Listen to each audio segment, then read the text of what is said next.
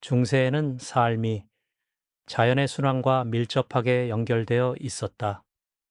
농부들은 새벽에 일어나 해질녘에 집으로 돌아왔으며 1년 내내 계절의 변화와 태양, 바람, 비가 그들의 농작물에 미치는 영향을 지켜보았다. 정확한 달력이나 기상 장비 없이는 자신의 감각, 기억, 그리고 조상들로부터 전해진 경험에 의존해야 했다. 예상치 못한 폭풍은 건조를 위해 준비된 건초를 쓸어버릴 수 있었고, 장기간의 가뭄은 곡물 수확을 위협했으며, 지속되는 서리는 봄철 파종에 대한 희망을 파괴했다. 이 비디오에서는 중세 농부들이 구름, 동물, 식물, 별들을 어떻게 읽는 법을 배웠는지, 그리고 이러한 신호들로부터 앞으로 몇 주 동안 무엇이 기다리고 있는지를 어떻게 유추했는지 알아볼 것이다. 중세의 삶은 쉽지 않았다. 기후 조건은 종종 극적으로 변했고 사람들은 텔레비전 프로그램을 일기예보로 바꿀 수 없었다. 9세기와 14세기 사이에 유럽에서는 소위 작은 기후 이상이 발생했는데 이때 따뜻한 단계와 차가운 단계가 교대로 나타났다. 몇 년 연속으로 추운 해가 이어지면 기근이 발생했다. 따라서 농부들은 날씨 변화를 예고하는 신호들에 대한 특별한 감각을 기르게 되었다. 공기 중의 냄새, 지평선의 색깔, 숲을 지나가는 바람 소리. 나이든 농부들의 이야기에서는 수확 중 폭풍이 마을의 절반을 파괴했지만 하루 일찍 수확한 이웃 마을은 올바르게 해석된 징조 덕분에 재앙을 피했다는 이야기가 전해졌다. 이러한 이야기들은 젊은 세대가 옛 지혜를 배워야 한다는 농어가 되었다. 그러나 중세 유럽에서는 문화, 신앙, 신화가 복잡하게 혼재되어 작용했다. 농부들 외에도 수도사들과 교육받은 시민들이 날씨를 관찰했는데 이는 수학뿐만 아니라 순례, 여행, 군사원정 때문이기도 했다. 모험가들과 연대기 작가들은 하늘에 이상한 징조가 나타나면 군대가 기꺼이 원정을 연기했다고 기록했다. 폭풍이 상업 경로를 방해하면 도시들은 시장을 폐쇄했다. 사람들은 나쁜 날씨가 하나님의 형벌이라고 믿었지만 동시에 자연에서 그들을 경고할 신뢰할 만한 신호를 찾았다. 이러한 신호들은 보편적이지 않았다. 황무지의 농부들은 계곡의 포도, 재배자들과는 다른 지표에 따라 방향을 잡았다. 이 비디오에서는 이러한 관찰의 다양성이 그 유사성만큼이나 흥미롭다는 것을 알게 될 것이다. 우선 중세 농촌이 동질적인 세계가 아니었다는 점을 강조하는 것이 좋다. 당시의 일반 대중은 농부와 소규모 장인, 기사 귀족과 교회 재산을 포함했다. 각 지역에서는 지역교회의 수호성인이나 특정한 기후 조건과 관련된 고유한 미신과 속담이 형성되었다. 그러나 일부 원칙은 보편적으로 인정받았다. 일몰시, 붉은 하늘이 좋은 날씨의 약속을 의미한다는 인식은 유럽 전역에 퍼져 있었다. 마찬가지로 풀잎에 맺힌 진한 이슬이 맑은 날을 예고한다고 전해졌다. 그럼에도 불구하고 국가별 속담은 달랐다. 예를 들어 체코 농부들은 5월 서리를 가져오는 얼음 남자들, 판크라체, 세르바체, 보니파체의 영향을 두려워했지만 영국 농부들은 7월의 성스위딘 축일에 주의를 기울였다. 구전 전통이 핵심적인 역할을 했다. 농촌 사람들은 쉽게 기억할 수 있는 동요와 운율을 통해 세대에서 세대로 지식을 전달했다. 그 중 많은 것들이 교회 축일과 겹쳤고 다른 것들은 구체적인 현상 관찰과 연결되었다. 이러한 운율은 문맹인 농부들에게 무엇을 관찰하고 어떤 결론을 내려야 하는지 상기시켜주는 작은 안내서 역할을 했다. 동시에 작은 비밀을 담고 있어 곧 밝혀낼 같은 표현으로 나이든 여성과 남성들이 젊은 청중의 관심을 유지하려고 노력했다. 이 비디오에서는 이러한 마이크로 후크에서 영감을 받아 개별 신호들이 어떻게 날씨의 모자이크로 조합되는지 점진적으로 공개할 것이다. 첫 번째이자 가장 중요한 정보원은 중세 농부들에게 머리 위였다. 그들이 새벽 전에 일어났을 때 해 뜨는 곳의 색깔과 구름의 형태를 살펴보았다. 많은 언어에서 붉은 하늘 저녁에는 목자를 기쁘게 하고 붉은 하늘 아침에는 경고한다는 격언이 생겨났다. 원리는 간단하다.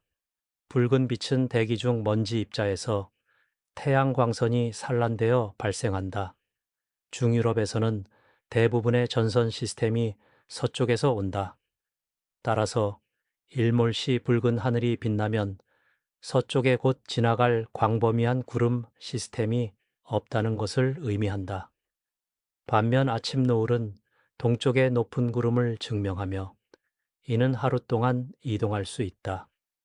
따라서 농부는 비가 올 것이라고 짐작하고 들판에서의 작업을 서둘렀다.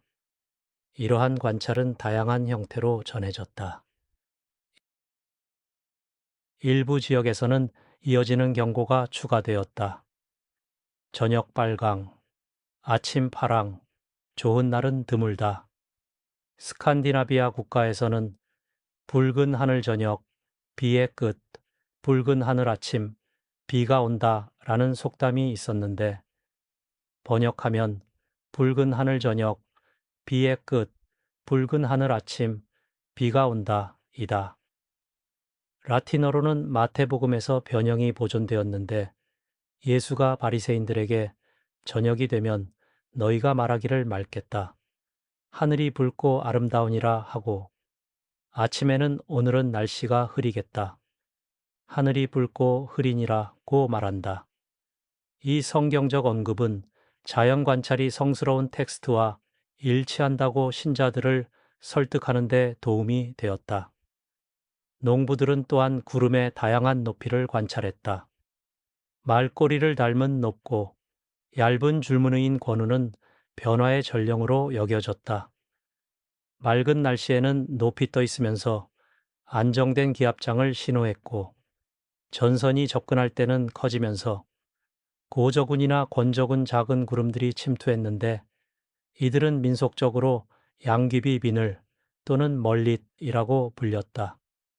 영어 운율, 마레스 테일스와 마크렐 스케일즈, 메이크 텔 스쉽, 테이크 인 더이 셀즈는 선원들과 농부들에게 경고했다. 체코 농부들도 비슷한 속담을 알고 있었다. 구름에 물고기가 있으면 일주일 안에 물이 마른다고 불타바와 모라바의 농장주들이 기억했다. 해석은 명확하다. 권적운 하늘은 불안정성, 빠른 흐름, 그리고 다가오는 강수량을 나타낸다.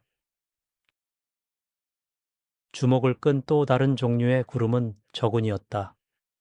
종종 폭풍 후 거인으로 변하는 솜털 같은 돔 모양 구름들. 봄과 여름의 농부들은 그 발달을 관찰했다.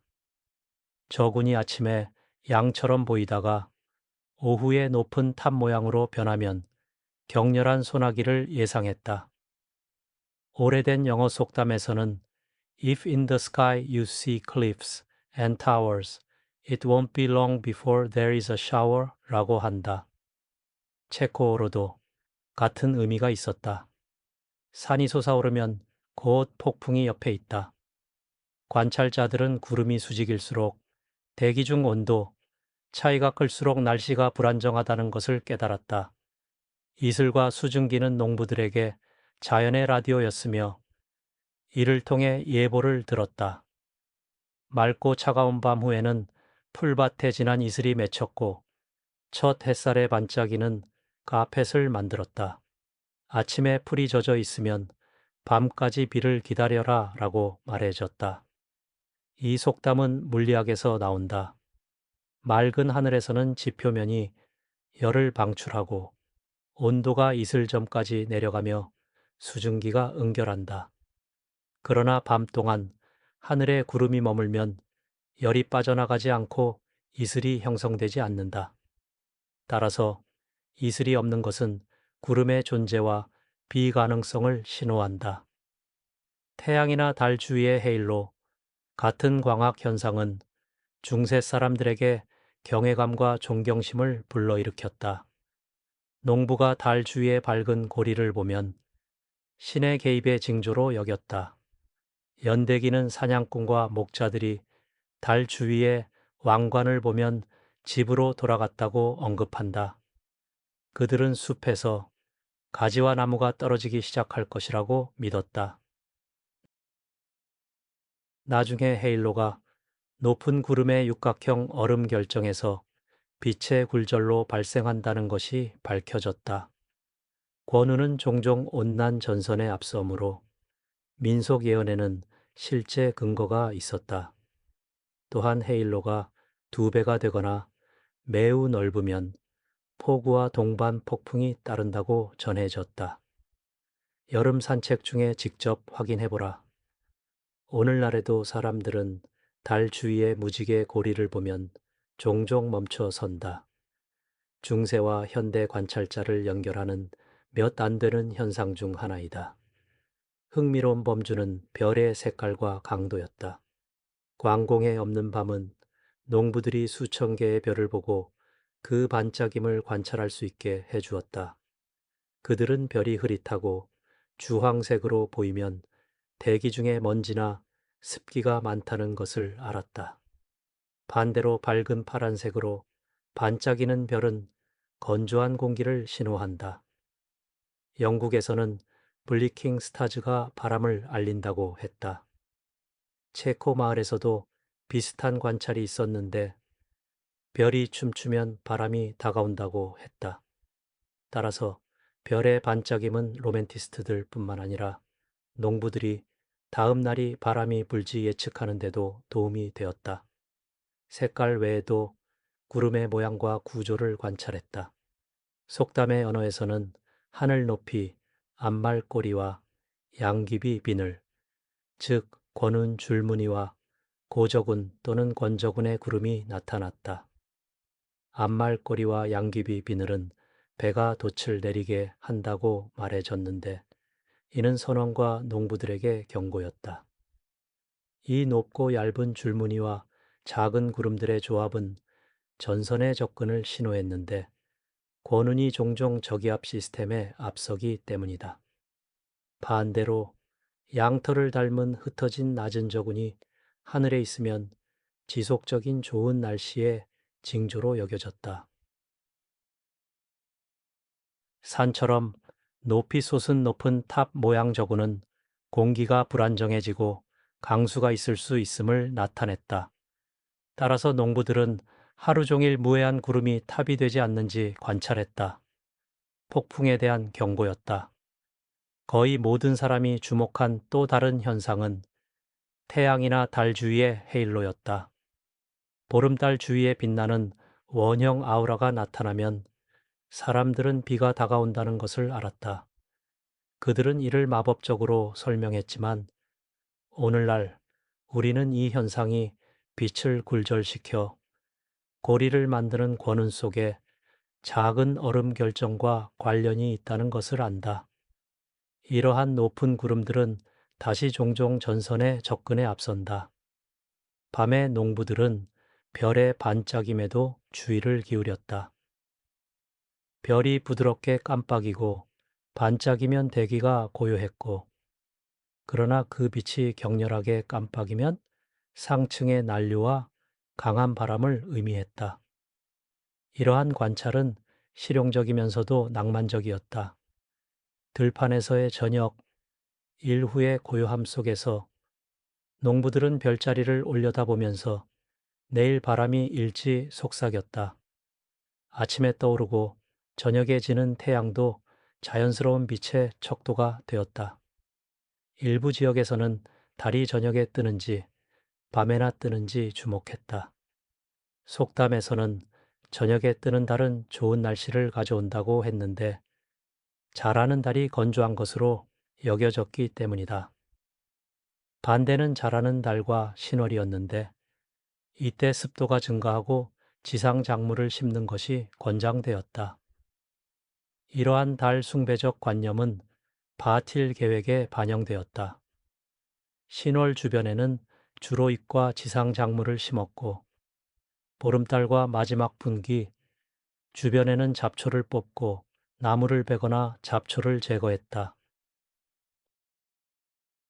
오늘날의 기상학자들이 달의 위상이 비에 직접적인 영향을 미치지 않는다고 정당하게 강조하더라도 과거에는 이러한 리듬이 농가 가족의 달력의 일부가 되었다. 우리 여행의 두 번째 부분에서는 바람과 폭풍 경고에 초점을 맞출 것이다. 농부들은 일할 때 나침반 방향으로 방향을 잡는 데 익숙했고 바람 방향에 따라 날씨 변화가 어디에서 오는지 추정했다. 서쪽을 향한 꼬리를 가진 소는 최고의 날씨를 가져오고 동쪽을 향한 꼬리를 가진 소는 최악을 의미한다는 오래된 영어 격언이 있다. 설명은 간단하다.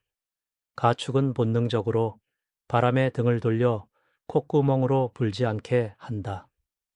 서풍은 보통 따뜻하고 안정된 공기의 유입과 관련이 있는 반면 동풍은 바다나 산에서 오는 차갑거나 습한 기류를 의미한다. 닭이나 거위 관찰에도 같은 원리가 적용되었다. 가금류가 지붕 아래로 서둘러 바람에 맞서 돌아서면 사람들은 폭풍을 예상했다. 바람은 농부와 폭풍 사이에 일종의 조용한 우편이었다. 바람 방향에서 그들은 건조하거나 습한 기간이 다가오는지 추론했다. 해안계에서는 바다에서 오는 바람은 눈물을 가져온다는 격언이 있었는데 이는 습한 남서풍이 이슬비를 가져온다는 의미였다. 산간 지역에서는 동풍이 불면 반각간이 선다고 했는데 동풍이 때때로 서리를 가져와 물방앗간을 멈추게 했기 때문이다. 농부들은 바람의 속도도 주목했다. 격렬하게 불다가 갑자기 잠잠해지면 한랭 전선이 지나가고 그 후 종종 맑아진다는 것을 알았다. 이 현상을 샤퍼 더 블레스트, 수너 티스 페스트라는 격언이 요약한다. 반대로 비 없는 장기간의 바람은 가뭄의 접근을 나타냈고 농부들은 연못에서 곡물에 물을 줄 필요가 있을지 생각했다. 폭풍우는 중세 사람들에게 무섭지만 동시에 매혹적이었다. 중세에는 천둥과 번개가 신의 분노의 표현이라고 믿어졌지만 동시에 많은 실용적인 조언이 관련되어 있었다.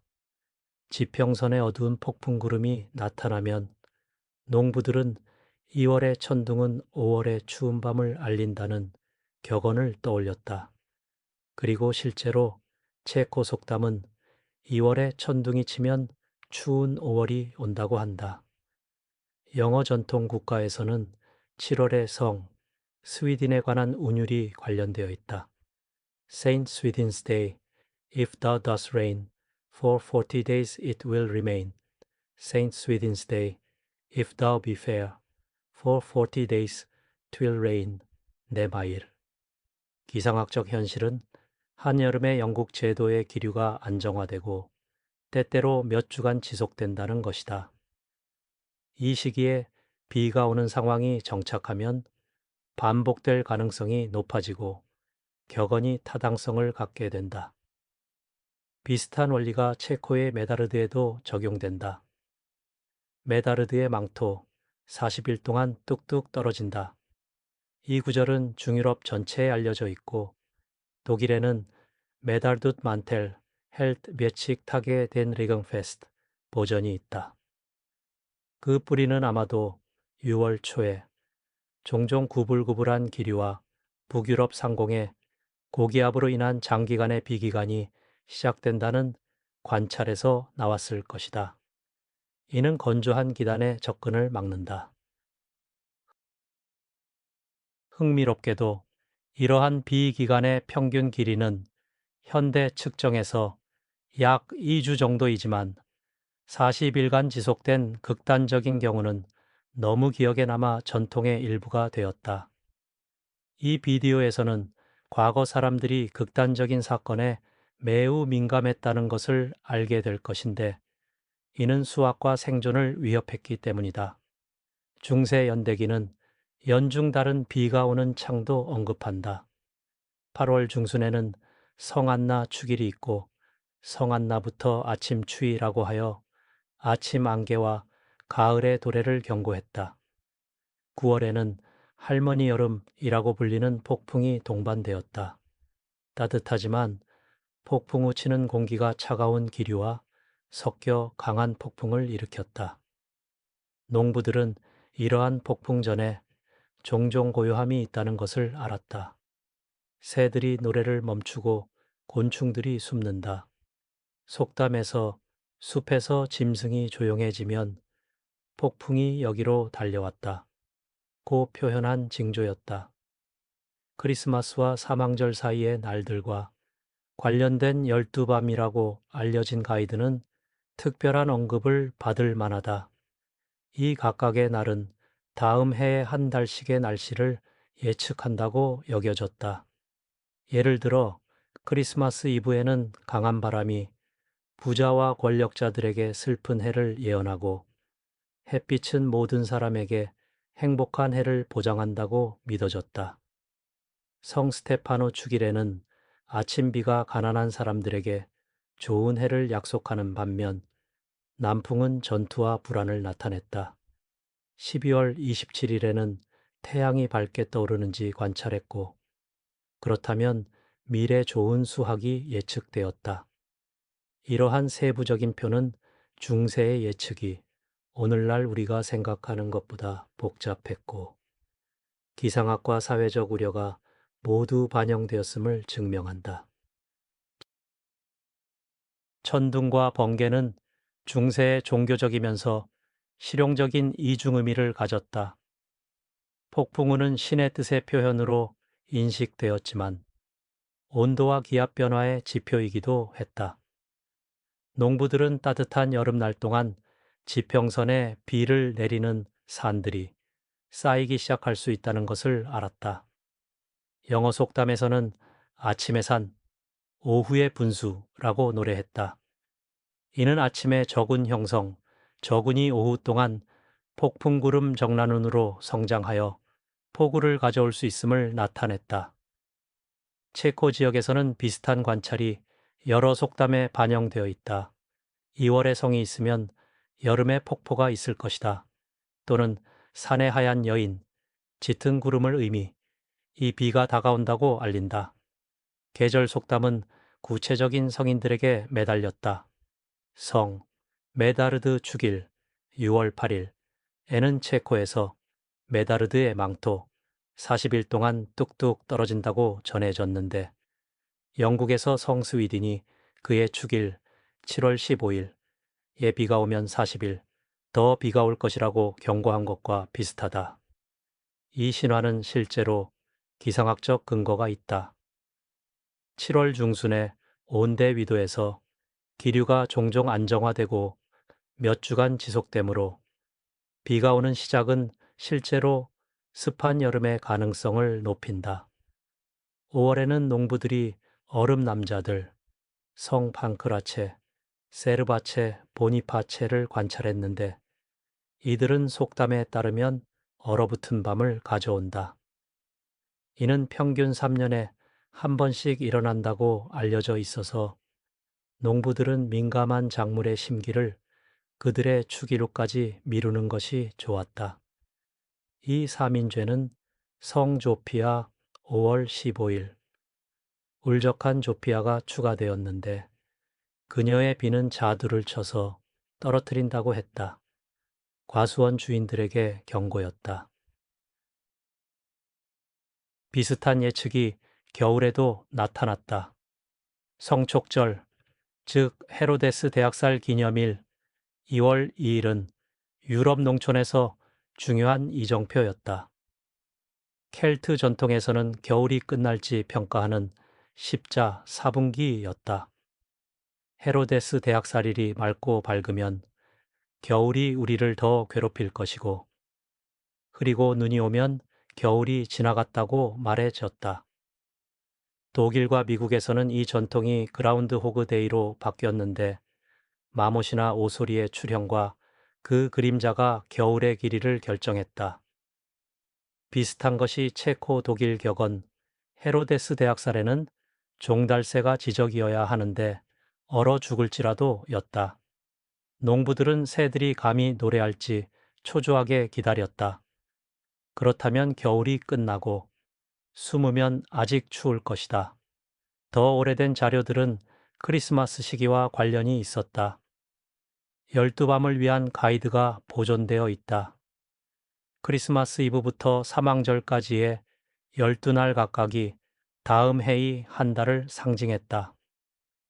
예를 들어 크리스마스의 폭풍우는 건강한 해와 좋은 곡물을 의미했고, 크리스마스 둘째 날의 강한 바람은 피비린내, 나는 전쟁을 예고했다. 이러한 예언은 점성술, 기독교 상징주의, 단순한 통계적 관찰의 혼합이었다. 당시에도 사람들은 12월 말의 날씨가 다음 봄의 경향을 나타낼 수 있다는 것을 알아차렸다. 곧 중세 예측에서 동물들이 어떤 역할을 했는지 밝힐 것이다. 단순한 시적 이미지가 아니었다.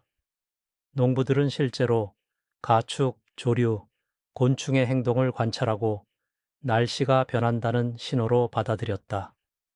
현대 기상학자들은 동물들이 종종 대기압, 공기 습도, 전자기장의 변화에 반응한다는 것을 확인한다. 민속 믿음에서는 목장에서 소가 누워 있으면 비가 다가온다거나 바람에 따라 꼬리를 돌린다고 전해졌다. 이미 언급한 서쪽과 동쪽을 향한 꼬리를 가진 소에 대한 속담은 소의 풍향계 역할을 했다. 마찬가지로 농부들은 개와 말을 관찰했다. 개가 폭풍 전에 신경질적으로 낑낑거리며 숨으려 한다는 것이 알려져 있었는데, 더 낮은 주파수에서 멀리 있는 천둥 소리를 듣기 때문이다. 거위와 오리는 폭풍이 다가올 때 무리를 지어 강변에 붙어 있었고, 닭들은 닭장으로 숨어들었다. 곤충은 중세 사람들에게 중요한 지표였다. 예를 들어 꿀벌은 꽃꿀을 찾아 날아가고, 태양을 따라 방향을 잡기 위해 따뜻하고 건조한 날씨에 의존한다. 폭우 전에는 위험을 느끼고 벌집으로 돌아가며 내부에서 군집을 이룬다. 베르길리우스는 농업시에서 꿀벌이 하늘을 관찰하고 비가 다가오면 나가지 않는 것을 선호한다고 묘사했다. 19세기의 운율은 요약한다. 꿀벌이 멀리 날면 날은 따뜻하고 하늘은 맑다. 벌집에 붙어 있으면 폭풍이 온다. 농부들은 꿀벌이 늦은 저녁이나 이미 오전에 지속적으로 돌아오는지 관찰했고, 이를 바탕으로 목초지를 베거나 베인 건초를 덮을지 결정했다. 또 다른 신호는 개구리의 행동이었다. 독일 전통에서는 일반적인 청개구리가 날씨 개구리가 되었다. 개구리가 줄기를 따라 더 높이 올라가면 좋은 날씨가 다가온다고 했는데, 개구리가 태양을 찾기 때문이다. 반대로 땅에 붙어 있으면 습기와 비를 의미했다. 사람들은 개구리가 공기 습도에 반응하고 비전의 활동이 증가한다는 것을 알아차렸다. 마찬가지로 새들도 기압 변화에 반응했다. 제비와 칼사에는 폭풍이 다가올 때 땅 가까이 낮게 날았는데, 그들이 사냥하는 곤충이 짖고 습한 공기에서 땅으로 떨어지기 때문이다. 반대로 제비가 높이 원을 그리면 날씨가 안정될 가능성이 있었다. 다른 신호들은 딱정벌레와 귀뚜라미였다. 19세기의 물리학자 아모스 돌비어는 귀뚜라미 울음의 주파수가 온도에 따라 변한다는 것을 알아차렸다. 이를 바탕으로 공식이 생겨났다. 25초 동안 귀뚜라미의 짹짹거림을 세고 3으로 나누고 4를 더하면 섭씨 온도를 얻는다. 농부들은 물론 수학적 공식을 알지 못했지만 귀뚜라미가 천천히 울면 추워지고 빨라지면 따뜻해진다는 것을 알았다. 오늘날 우리는 귀뚜라미가 관절 날개를 사용해 소리를 내고 근육이 따뜻할 때 더 빨리 작동하기 때문에 울음의 속도가 온도에 의존한다는 것을 안다. 곤충과 관련된 겨울 속담도 언급해보자. 미국에서는 7월에 개미집이 높으면 눈이 많이 오는 겨울이 될 것이라는 전통이 오늘날에도 전해진다. 말벌이나 큰 말벌이 나무 꼭대기 높은 곳에 둥지를 만들면 많은 눈이 오는 혹독한 겨울이 예상되고 낮은 곳에 만들면 온화한 겨울이 될 것이다. 이러한 추정은 곤충이 미래의 조건을 예측하려고 노력하고 둥지를 보호하기 위해 위치를 조정한다는 가정에서 나온다. 그리고 이것이 항상 사실이 아닐지라도 이러한 이야기들은 사람들이 자연에서 미래의 징조를 어떻게 찾았는지를 보여준다.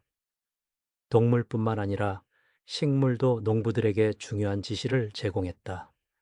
중세에는 자연이 인간이 조화를 이루어야 하는 살아있는 유기체로 인식되었다. 꽃, 열매, 잎의 관찰은 파종 시기를 결정할 뿐만 아니라 기상기압계 역할도 했다. 솔방울, 침엽수의 국화, 은속담에서 중요한 역할을 한다. 국화의 비늘이 열려 있으면 건조할 것이고 닫혀 있으면 습기가 다가온다고 했다. 이유는 간단하다. 국화는 종자를 보호하고 건조할 때 열려서 바람으로 흩어지게 한다. 습할 때는 비늘이 구부러져 닫힌다. 농부들은 종종 국화를 모아 지붕 아래 기둥에 매달았다. 간단한 습도계를 가진 것이다. 함께 그들은 참나무와 단풍나무 잎이도 관찰했는데 높은 습도에서 뒤틀리고 아래쪽 은빛 면을 위로 뒤집는다. 습도가 강해질 때 숲이 더 밝게 보였고 농부는 비가 올 것이라는 것을 알았다. 꽃들은 시적인 기압계가 되었다. 농부들은 작은 흰 별꽃, 에스텔라리아 메디아, 이 비 직전에 꽃을 닫는다는 것을 알아차렸다. 마찬가지로 자주색 할미꽃과 들쥐기리, 가난뱅이 또는 상간샛별로 알려진 맑은 날씨에서만 꽃잎을 열고 습도가 증가하면 늘어진다. 영국에서는 가난뱅이 기압계라는 별명을 얻었고 Poor Man's Weather Glass라고 불렸다. 민들레의 해식에도 유명했다.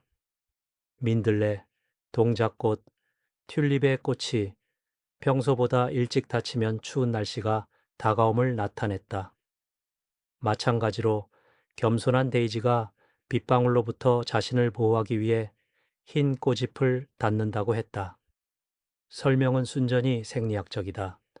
꽃잎의 상부와 하부의 차별적 성장이 온도와 습도에 반응한다. 정의 데이지가 숙여진 것을 본 농부는 건초를 빨리 헛간으로 끌어들여야 한다는 것을 알았다. 목초지의 이슬은 속담에서 특별한 자리를 차지했다. 풀에 이슬이 있으면 비가 오지 않는다고 했다. 메커니즘은 명확하다. 이슬은 맑은 밤에 지표면이 식고 물이 식물에 응결할 때 형성된다. 밤의 맑은 하늘은 보통 아침도 맑고 적어도 몇 시간은 비가 오지 않을 것을 의미한다. 그러나 밤에 구름이 굴렀다면 이슬이 형성되지 않았거나 따뜻한 바람에 빨리 말랐는데 이는 전선 시스템과 비를 의미했다. 따라서 농부들은 아침에 목초지를 걸어 이슬이 발 아래에서 바스락거리는지 확인했다. 그리고 건초로 나가는 것이 안전한지 계획할 수 있었다. 식물은 계절 예측도 제공했다. 사람들은 가을에 양파 껍질의 두께가 겨울의 혹독함을 나타낸다고 믿었다. 양패 두꺼운 껍질, 겨울이 혹독할 것이다. 이 추정은 양파가 건조한 날씨에 자라고 여름이 춥고 습했다면 더 두꺼운 껍질로 자랐다는 관찰에서 나온다. 따라서 이는 미래의 예측보다는 과거 날씨의 결과였다. 그럼에도 불구하고 격언은 유지되었고 시장의 할머니들은 침대를 덮을 필요가 있을지 추정하기 위해 양파를 벗겨냈다. 곧 중세 천문학자들이 농업 계획에 어떤 영향을 미쳤는지 밝힐 것이다. 중세에는 천문학적 관찰과 기상학적 고찰을 결합한 천문기상학 분야가 발달했다. 기본은 행성과 별의 위치가 지상의 사건들, 사람들의 기분뿐만 아니라 날씨도 에 영향을 미친다는 확신이었다. 알바타니와 알킨디 같은 아랍 학자들이 톨레미의 고전적 지식을 발전시키고 예측 공식을 개발했다. 그들의 저작은 유럽에 전해져 나중에 중세 영감 작성에 영향을 미쳤다. 유럽에서는 행성의 움직임, 일식, 축일의 개요를 제공하지만 종종 짧은 속담도 포함하는 소위 천문달력 또는 시지오얀이 나타났다. 조지 워싱턴 대학의 맥켄지 화이트의 연구를 묘사한 기사에 따르면 1433년의 영함은 38장으로 구성되었고 농부들이 하모니카처럼 가지고 다녔다. 대부분의 소유자가 문맹이었기 때문에 상징과 그림이 특정 기간이나 사건을 빠르게 상기시키도록 선택되었다. 예를 들어 도끼 그림은 나무를 베는 시기를 나타냈고 칼을 든 두 인물은 폭풍우가 치는 3월을 상징했다. 이러한 영함은 농부들에게 일종의 주머니 백과사전이었다. 날씨 예측뿐만 아니라 파종, 벌채, 약초에 대한 조언도 포함했다. 연구 저자는 중세 사람들이 단순히 맹목적으로 미신적이지 않았으며 관찰, 종교, 과학의 조합으로 주변 세계를 이해하려고 노력했다고 강조한다. 달의 주기는 구체적인 조언에도 반영되었다. 고대 플리니우스는 달이 가까워질 때는 땅을 채우고 멀어질 때는 말린다고 주장했다. 중세 농부들은 이에 따라 자라는 달이 습하고 비를 가져오며 기우는 달이 건조하고 수확에 적합하다고 믿었다. 이로부터 지상과 지하 작물을 언제 심을지 또는 언제 나무를 벨지 유추되었다. 영함은 또한 기우는 달에 박힌 울타리 말뚝이 덜 썩고 자라는 달에 베인 나무가 부서지며 이 시기에 도축된 고기가 육즙이 유지된다고 조언했다. 이러한 조언이 날씨와 많은 공통점이 없어 보일 수 있지만 농부들은 이를 자연의 더 넓은 리듬의 일부로 인식했다.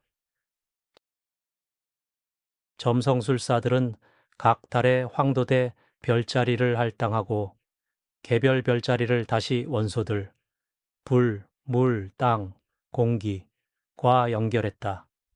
태양이 물의 별자리, 개자리, 정갈자리, 물고기 자리에 있으면 더 많은 비 오는 날이 예상되었고 불의 별자리, 양자리, 사자자리, 궁수자리는 건조하고 더운 시기를 가져온다고 여겨졌다.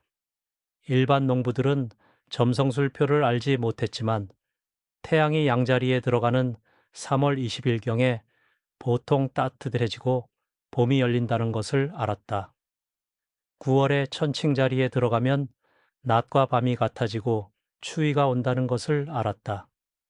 천문기상학은 이렇게 과학과 마법의 혼합이 되었고 나중에 현대 기상학에 자리를 내주었지만 민속 달력에서는 오랫동안 지속되었다.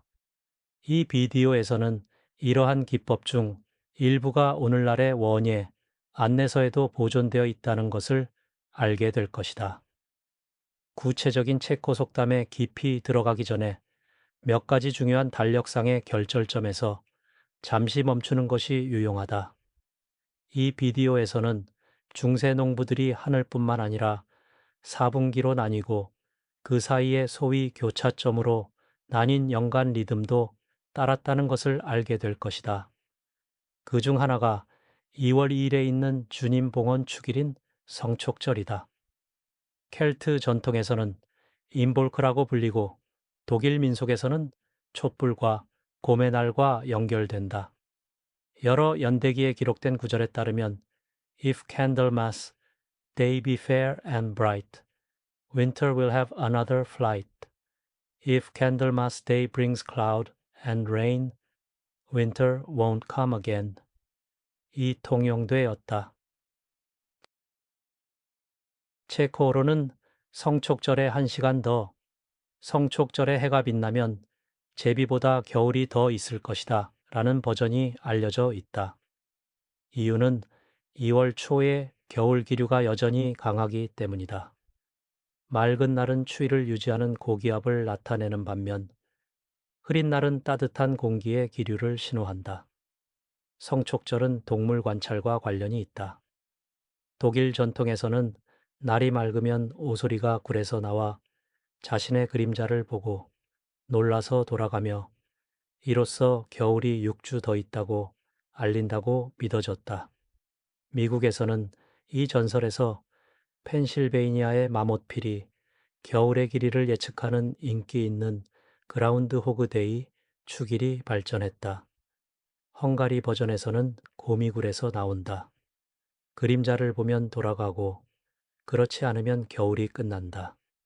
이러한 관념은 동면하는 동물들이 본능적으로 다가오는 봄을 인식한다는 믿음을 연결한다.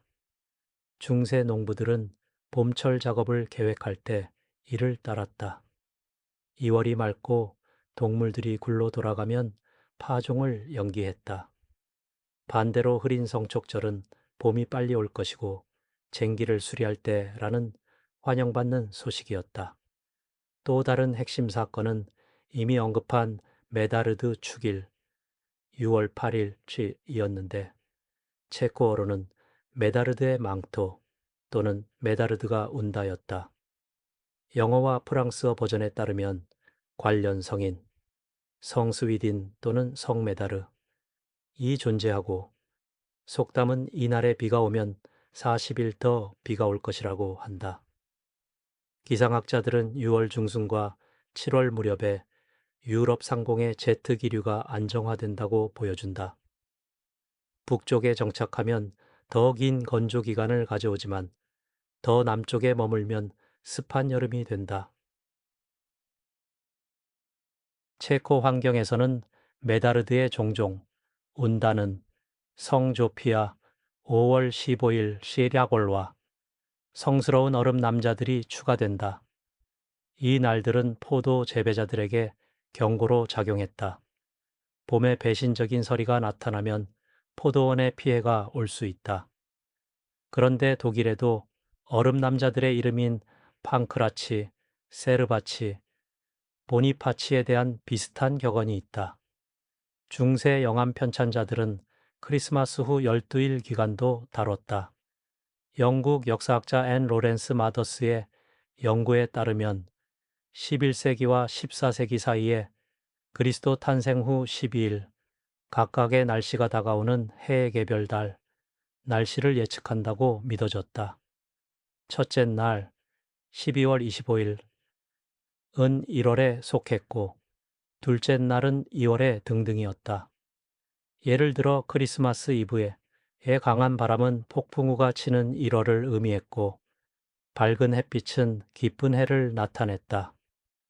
사망절 1월 6일 천둥이 치면 건강한 해의 징조로 여겨졌지만 군주와 통치자들에게는 나쁜 소식이기도 했는데 천둥이 정치적 격변을 상징했기 때문이다.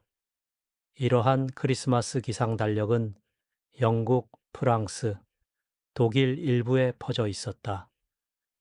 이는 사람들이 종교적 추기를 경험적 관찰과 연결했음을 보여준다. 바람, 태양, 구름을 관찰하고 이로부터 한 해 전체에 대한 결론을 내렸다. 성촉절, 메다르드, 크리스마스와 함께 연중의 다른 교차점들, 춘분, 성 거르기우스 축일, 하지, 성 미카엘 축일, 9월 29일, 동지, 도 관련이 있다. 이 각각의 날에는 무엇을 해야 하는지에 대한 격언과 조언이 수반되었다. 예를 들어 성 미카엘 시기에는 성 미카엘의 목장에서 가축을 내쫓을 시간이라고 했는데 가을 살찌우기가 시작되었기 때문이다. 성 카타리나 11월 25일을 에는 사람들이 도구를 정리하고 겨울을 준비하라고 조언받았다. 이러한 달력상의 결절점들은 농부들이 작업을 계획하고 날씨가 급격히 변할 수 있는 때를 이해하는데 도움이 되는 연간의 심리적 구조를 만들었다. 체코인들은 특정 날, 달, 수호성인과 연결된 운율적 날씨 예측인 소위 속담의 풍부한 전통을 가지고 있다. 1617년에 연간 농업 달력을 출간한 역사학자 시몬 파르틀리치에 따르면 체코 속담은 주로 농장주들을 위한 실용적 조언으로 생겨났다. 일부는 독일어와 라틴어 원본에서 차용되었고 다른 것들은 독특했다. 속담과 도덕적 격언 사이의 차이가 중요하다. 속담은 도덕이 아닌 예측으로 작용해야 했다. 2월에는 예를 들어 2월이 희면 들판이 강해진다는 속담이 관련되는데 이는 눈 덮개가 겨울 작물을 보호하고 수분을 가져다 준다는 희망을 표현한다. 3월에는 3월 아궁이 뒤로 기어 들어간다고 하는데 변덕스러운 날씨가 사람들을 집에 머물게 하기 때문이다. 내월 속담은 경고한다. 내월에 우리는 아직 거기 있을 것이다. 는 추위를 묘사하고 메다르드 여름의 넷째 날에 그늘에 앉을 것이다. 는 온도 변동 후 곧 더운 날씨가 온다는 것을 표현한다.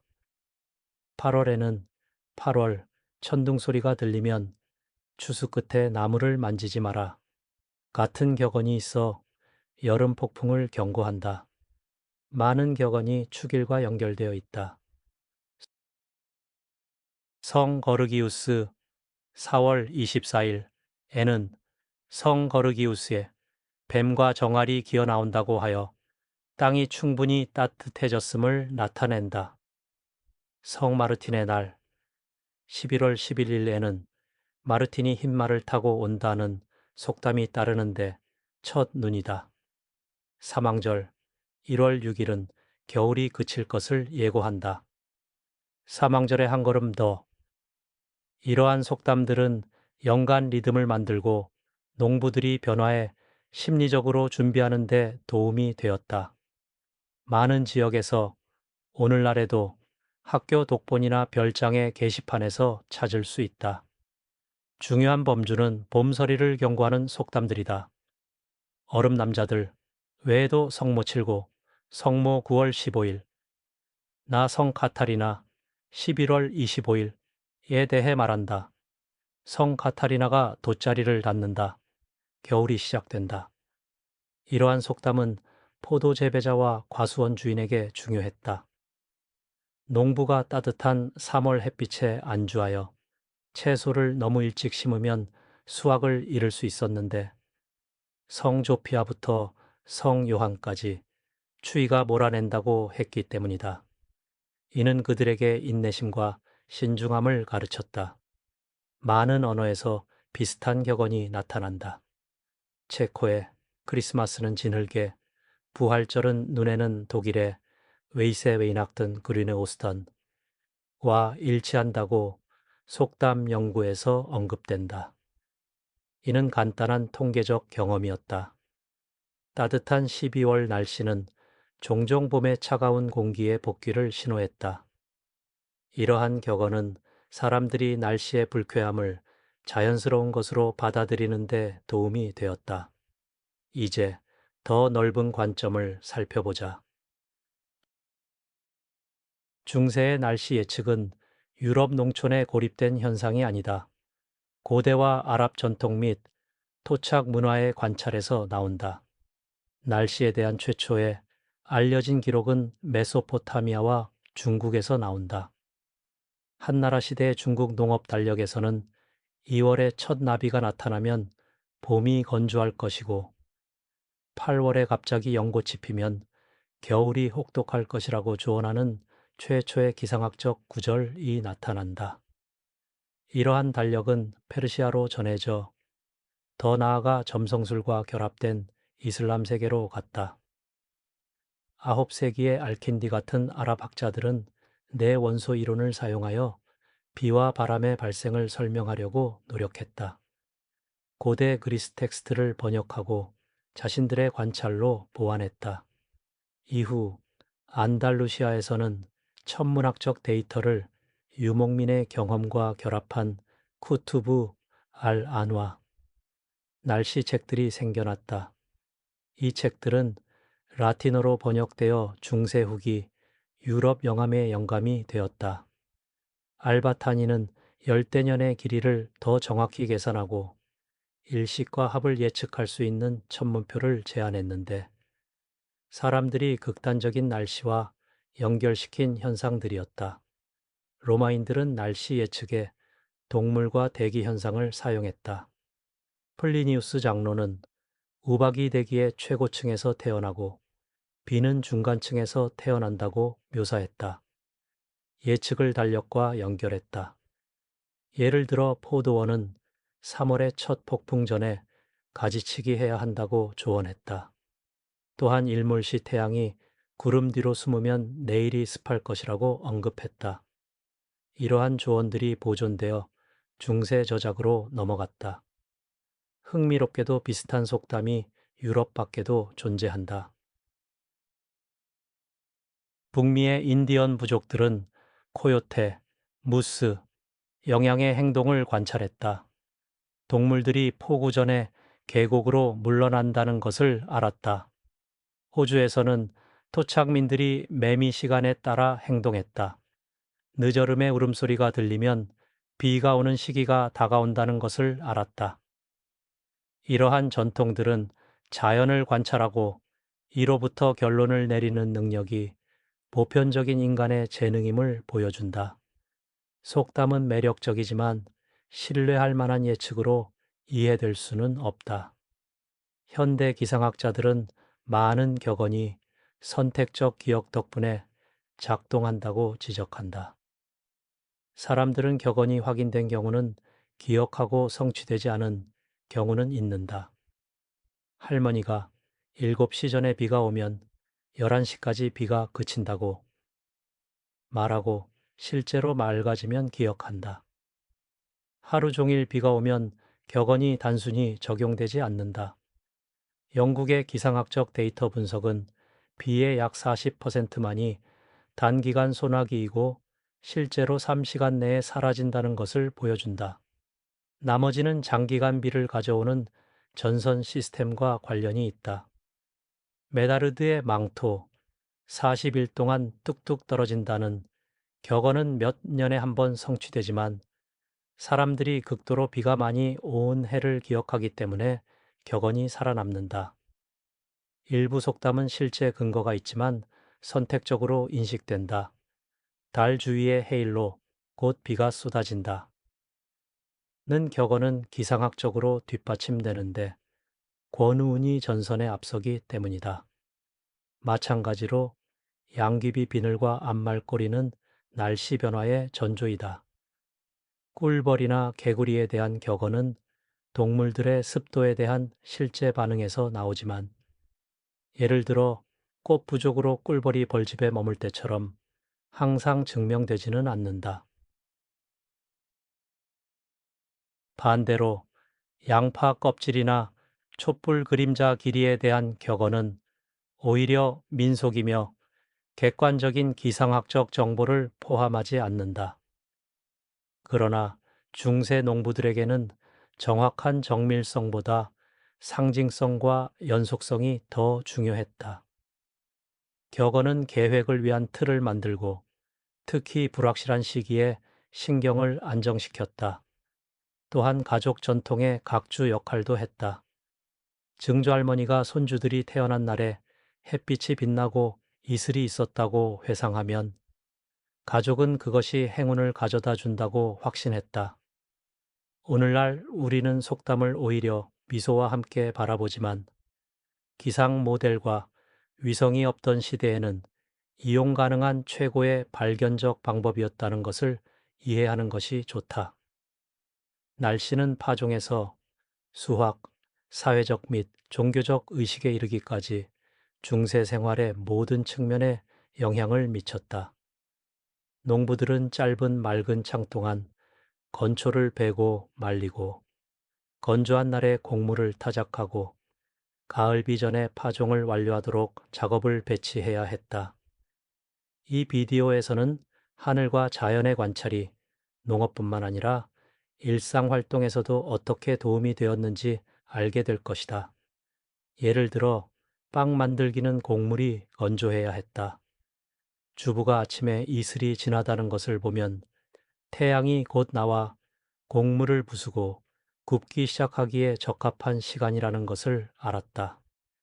반대로 밤에 별이 반짝이지 않고 하늘이 흐릿하게 보이면 안개가 예상되어 빨래를 내놓는 것을 연기하여 젖지 않게 했다. 동물의 행동에 따라 시장 가는 여행도 계획되었다. 아침부터 소가 불안하게 되새김질하고 거위가 시끄럽게 울면 바람이 일어난다는 의미였다. 사람들은 폭풍이 그들을 덮치지 않도록 여행을 차라리 연기했다. 축일과 순례는 생활의 또 다른 중요한 부분이었다. 여행의 길이와 과정은 날씨에 달려 있었다. 점성술사와 성직자들은 순례자들이 비를 맞지 않도록 성 요한 순례를 언제 떠날지 조언했다. 일부 마을 축제는 속담에 따라 의도적으로 계획되었다. 예를 들어 추수감사제는 들판이 더 이상 폭풍의 배기를 가져오지 않을 것이 확실한 특정 날짜 후에 열렸다. 비가 오는 성조피아에 대한 전설은 결혼식 연기나 설교를 위한 적절한 날짜 선택의 변명으로 사용되었다. 속담의 역할은 의학에도 반영되었다. 중세 의사들은 특정 질병이 특정 날씨에 퍼진다고 믿었다. 2월에 천둥이 치면 여름에 전염병을 예측한다고 하여 사람들이 면역력을 강화하라고 조언했다. 12월에 강한 바람이 불면 다음 봄이 건조할 것이고 우물을 비축해야 한다라고 가정했다. 이러한 조언 중 많은 것이 오늘날의 관점에서는 오히려 상징적이지만 건강이 기후와 얼마나 밀접하게 연결되어 있었는지 보여준다.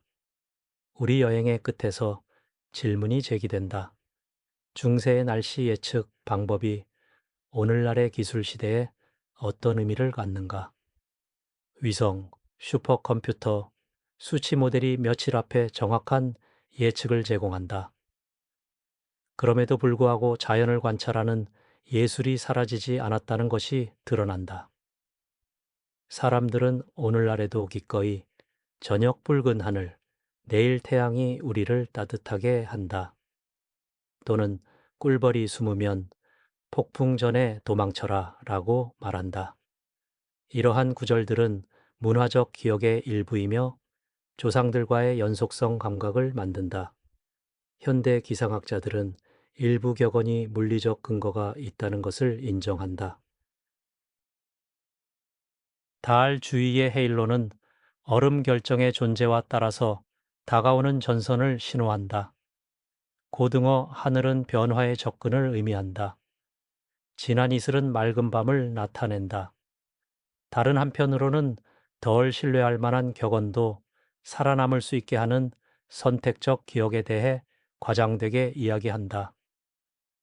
오늘날 속담은 예측 모델을 대체하지 않지만 문화적 양념으로 보완한다. 중세 영감 연구에서 우리 조상들이 종종 생각하는 것만큼 미신적이지 않았다는 것이 나타난다. 그들은 자연 관찰, 천문학, 기독교 전통, 실용적 경험을 결합했다. 현대 도구 없이 세상을 탐색하는 그들의 능력은 세부 사항을 주목하고 이야기, 시, 노래의 형태로 전달한 많은 세대의 결과였다. 오늘날 우리는 이 전통에서 배울 수 있다. 향수 때문만이 아니라 주변 세계를 인식하고 생태계의 미묘한 신호를 이해하는 법을 가르쳐 주기 때문이다. 그래서 친애하는 청취자 여러분, 관심을 가져주셔서 감사합니다. 농부들이 하늘을 책처럼 읽었던 과거로의 여행이 여러분을 매혹시켰다면 이 비디오에서 과학과 전통, 꿀벌의 춤과 전선 구름 사이의 연결을 발견하셨기를 바랍니다. 내용이 마음에 드셨다면 좋아요를 누르고 친구들과 공유하는 것을 잊지 마세요. 아마도 그렇게 함으로써 다음 세대를 위해 우리 조상들의 유산을 보존할 수 있을 것입니다.